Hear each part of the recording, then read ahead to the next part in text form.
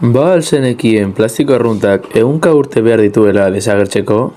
Urtero, tona asko plastiko botatzen dira itsasora, fauna kaltetuz eta ingurunea kutsatuz. Horregatik, gure proiektuan aukera jasangarriago bat bilatzea erabaki dugu. Plastiko ekologikoa sortzea. Hainbat material erabili ditugu. Lapikoak eta prezipitontziak aparte erabili dugu almidoia, glicerina, ospina eta ur destilatua. Prozedura. Hasteko ur, ospina eta glicerina katibu batean berotuko dugu.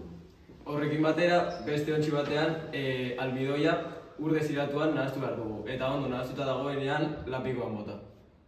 Galdera handi bat egin genuen. Ingurumena kaltetu gabe plastikoa egin daiteke? Erantzuna oso osagai arrunt batean dago, almidoian. Klasean, hainbat elikagaitik almidoia atera genuen. Prozesu esperimentala izan zen, egosi, iragazi eta lehortu egin genuen, almidoi purua lortu arte.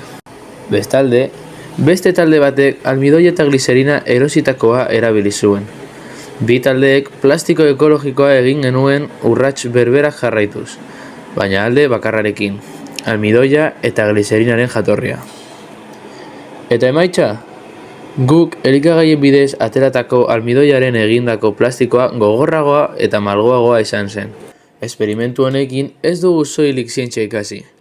Frogatu dugu ekintza txikiek ere aldaketa handiak ekar ditzaketela. Etorkizuneko plastikoa ekologikoa izan daiteke.